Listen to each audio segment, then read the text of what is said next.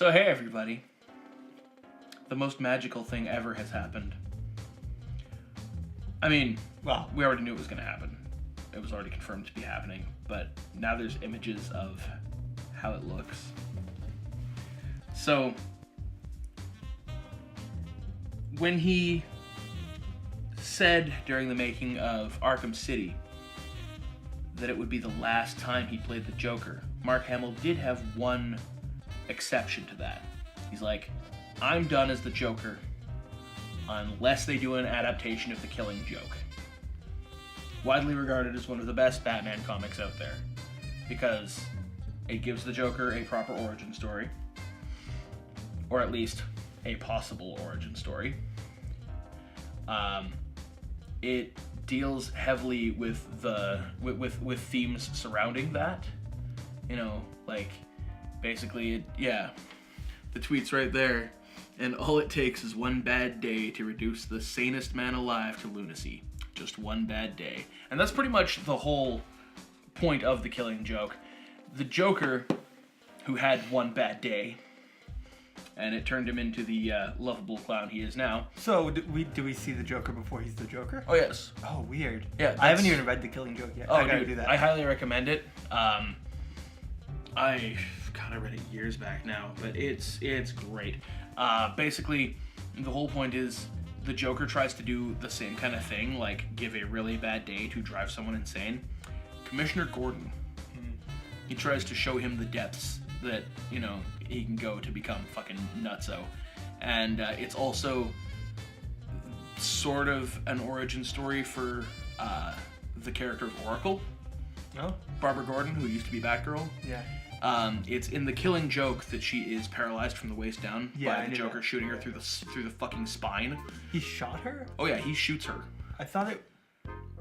Okay. I didn't realize he shot her. I thought he did something else. Well, in other tellings it may have been something different, but yeah, as far as it goes, in that, he shoots her and it severs shit and fucks her up completely, and she's bound to a wheelchair the rest of her life, and she, you know, takes up the name Oracle and becomes all computerized and good and shit for Batman to, you know, talk to him and tell him what's up. Yeah. That sentence really got away from me, but anyway. Yeah, so... All good and shit. Yeah, all good and shit. And somebody's flexing their penis. I mean, engine. You heard that, right? Yup. It's like, yeah, I can do that too, just with my voice and a bigger penis. What? Well, I mean, you know, you got an engine that big, you probably don't have an engine that big. Mm-hmm. Just saying. Unless you have a reason to have that. Yeah. But it, okay, so it like, The Killing Joke, we now see what it's gonna look like. The animated adaptation, and it looks nice. Mm-hmm. And it's gonna have fucking Mark Hamill as the Joker in one of the most iconic Joker stories of all time, and Kevin Conroy as Batman. Oh, that's so exciting. Anytime those two get together, I am really happy. And it never feels right when either one of them isn't voicing that character. Like, it just doesn't feel right. I agree. To me, it will always be fucking... If I'm not thinking of a specific, like, film version of Batman or the Joker, right? Like, if I'm reading a Batman comic, they are Kevin Conroy and Mark Hamill in my head. Yeah. That's how I hear them. Yeah. You know? And it throws me sometimes, because they don't always write the Joker like he was in the animated series, so he says things like he wouldn't say with his particular, like, voice that he has, because he has that accent. Mm-hmm. But it's like, what is it, Manhattan, sort of? Like, it fluctuates. Yeah. I don't know. It's great, though. I mean, that's the voice of the Joker I grew up with, and when I later on in life learned who the fuck that was, I was like, wait, what? Right? I remember the time, I must have been like 13 years old or something like that, right? And that was when, like, you know, access to the internet was finally starting to hit my little neck of the woods, and, you know, all this information that I'd never had before is starting to come out. You know, like, that was around the time that I learned that James Avery, Uncle Phil from The Fresh Prince, was also the Shredder, right? All of a sudden, I just found that out. I know. And all of a sudden, like, I'm hearing the Shredder's voice in my head, like, from a few lines that have just always been floating around since I was a child, and I'm like, holy fucking goddamn shit, what? Yes, he is. What the hell? How is this a thing? Right? Same deal when I finally learned, oh, hey, you know the Joker? Yeah, Luke Skywalker. What? Right? And I was like, I'll be goddamned, it is. That's fucking great. There was a movie I saw as a kid. There was a sci-fi movie, and it starred Mark Hamill in it. It wasn't Star Wars. He put on this thing that like gave him a suit, and I feel like it has a Q in the title. The something. Mark Hamill. I'm interested to find out what this is. Give me IMDb. While he's figuring that out, I thought that seeing this and getting really hyped for how great The Killing Joke is gonna fucking be, because we already know it's a great story, we already know that it's got a great cast, and we already know that they know the characters, so this is gonna be fucking great. And it got me thinking, DC animated movies, man, they are fucking good. They are. Like, DC's live action offerings have always been kind of really hit and miss. Mm-hmm. Like, you know, you get the occasional good one, like some of the Batman movies, and then you get, well, like Shaquille O'Neal as Steel. I forgot about that movie.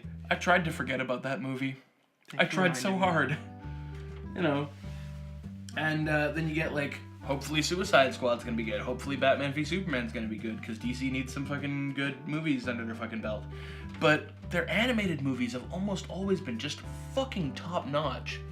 Even when going back to, like, the DC animated universe, like the Batman and Superman fucking cartoons and shit, the Batman Superman fucking movie was... Guyver. Guyver? Oh, fuck, I know Guyver. Yeah, that was the thing. Yeah, I know Guyver. Anyways, continue. Based on an anime, if I recall correctly. This movie is America's best attempt at making a Japanese B cult, and in my opinion, it is a classic that deserves to be deemed culturally significant. I'd like to see Guyver versus Shin Kamen Rider. I'll explain later. Okay. Anyway, but you see movies like Flashpoint was really good, where the Flash travels back in time, prevents his mother from being killed, and sets into motion a series of events that leads into a world where he has no powers, where, like, basically it rippled outwards, and just time fucked itself up. So people were at war with one another, like Wonder Woman and her fucking Amazons, and fucking Aquaman and his Fish. ocean people. No, that's not Amazonians. It's Is he? Atlanteans. Is he from Atlantis? Yes. Okay. King of Atlantis. Right, okay, that makes sense.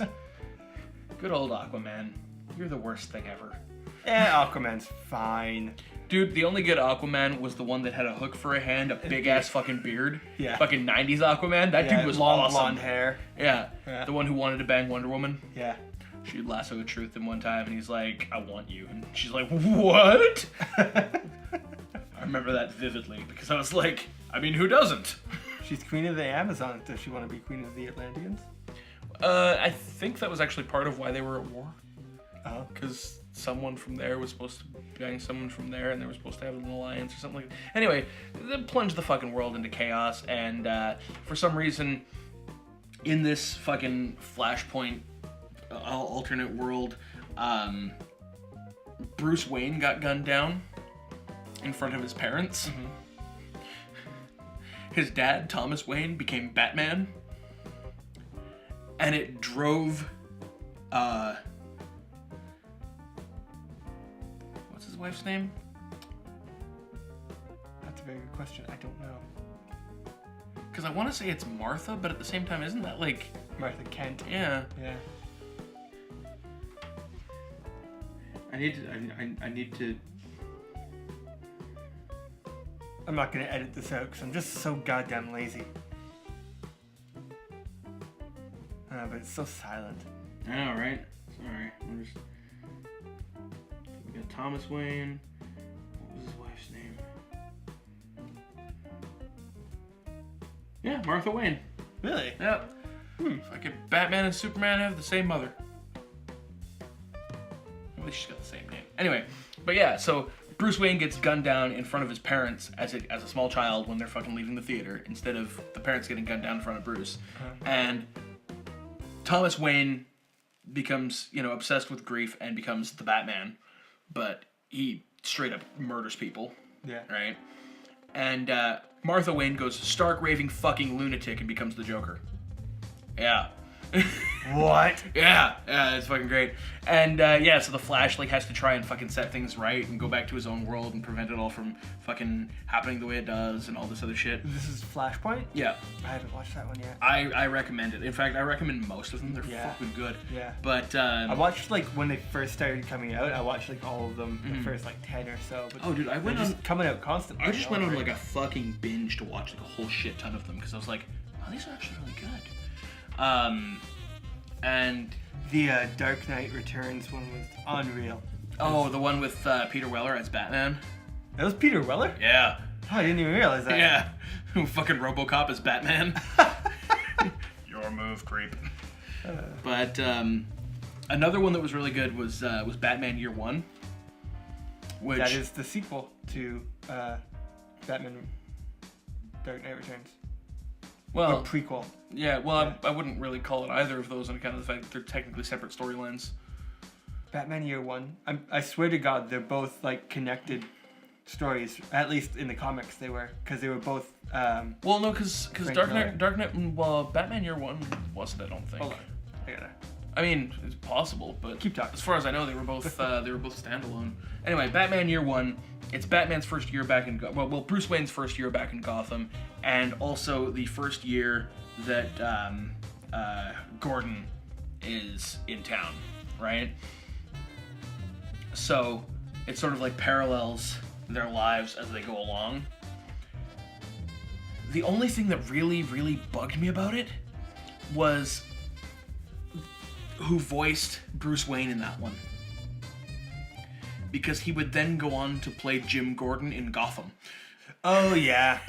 So I'm watching it, and Bruce Wayne's talking, and all I'm hearing, because I was fucking binging season 1 of Gotham at the time, was fucking Jim Gordon. And I'm like, why is Jim Gordon talking to Jim Gordon? What is going on here? My brain hurts. But, that one was fucking good.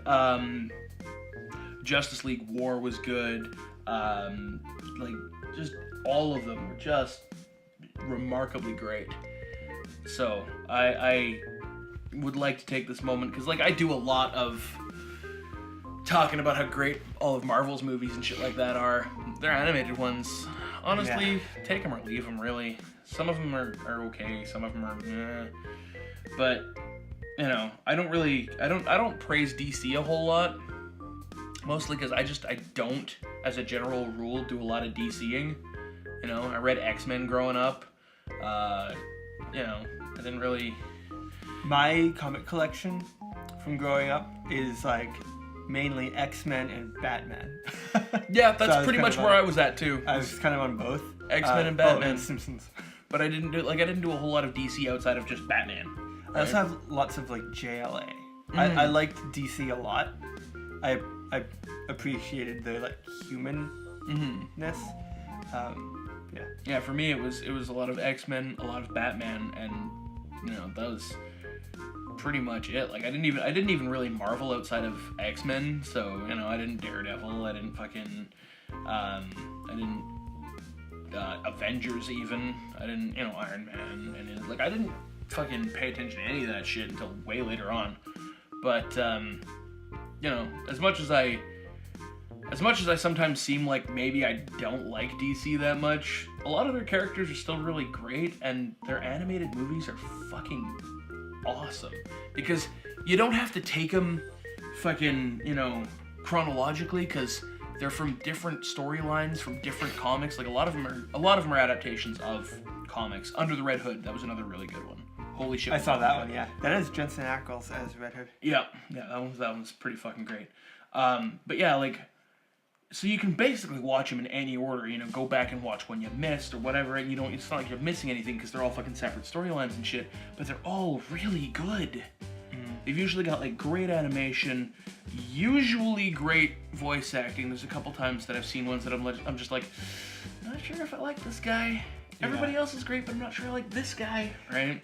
It's interesting how they're all so different too. I mean, like some of them fit together, but like you can pick one, like Well, because all the different JLA ones, they're all really different. Well, yeah, because I mean, some of them are New 52, some of them are like, One of them older goes back versions. to like 1940s style. Yeah. And they stick with that actual style. Like it looks like a 1940s one. It's so cool. That's the other thing I really like about them is like they'll pick a fucking different style for different ones and run with it, and they're really good that way.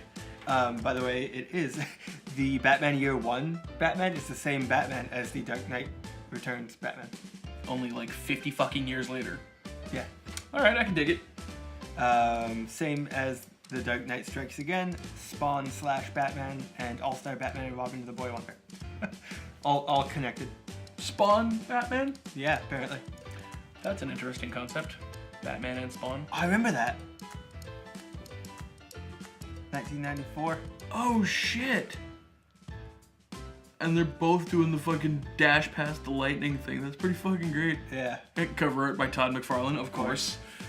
That's awesome. I like that. You have to put a picture up of that or something. You know what I want to see done? What I really want to see done? And I mean, it would be next to impossible to do all of it. But I would love to see them try, like do like a trilogy of movies or something like that, right? Do the fucking Nightfall storyline. Nightfall. The rise of Bane. Oh, yeah. Bane releasing a shit ton of prisoners from Arkham Asylum, Batman getting run down, fucking tracking them all down, then Bane finally stepping in and breaking Batman's fucking spine. Yeah. And, Batman actually having to go through fucking physical therapy to actually get his spine back in place, unlike Dark Knight Rises, where he, like, did it himself and then somehow got back to Gotham. Yeah. None of that shit. But yeah, and then it was also, like, Batman turned over the mantle of the Bat to, what the fuck was his name? The assassin. Azrael. Yeah, that guy. Yeah. And he became, like, fucking crazy murder-tastic Robo-Batman and all that shit. And I believe he also went up against Predator at some point, but not necessarily in there. It was Batman versus Predator, and I think it was Azrael as Batman at the time. But anyway, and then, finally, like, the rise of Bane, then Azrael as Batman, and then the third arc is Bruce Wayne coming back and taking back the mantle of the Bat from Azrael. Yeah. I recently, not too recently, like, maybe about a year ago, because I saw them in chapters, right? And they're thick, because, I mean, it's like, like a fucking year and a half worth of multiple titles of comics. Really? Right? Wow. And so, I fucking read through all of it. Like fucking cover to cover, all 3 volumes. And then they kicked you out of the store. Yeah, no. Because I had read bits and pieces of it when I was younger, but to read the whole thing, like, that was fucking good, right? And I would love to see an animated adaptation of that. It'd be, I mean, that's a lot of fucking stuff to go through. You'd have to cut bits here and there, right? Just keep the fucking most important parts, but just to have that would be really great. I don't know who you'd get to voice everybody because, you could probably get Kevin Conroy for Batman, but the Joker does appear briefly in it, but I don't think it'd be enough to warrant a Mark Hamill return. Yeah. So get, what's his name, Troy Baker, the guy who voiced him in one of the, anyway. Get that guy. And somebody else or something. I don't know, anyway. I'm not gonna fucking cast it, it's not my job, but somebody do that. Hey, that was the thing that we were supposed to do. What, the pitch? The casting. Oh yeah, hey, yeah, that's the thing too. Okay, well, we might sometime we'll do that. Well, I mean, during the pitch, if the pitch doesn't run too long, we can do a casting as well. Right. Yeah. All right, I think we've tackled DC for long enough. Let's move along. Boop.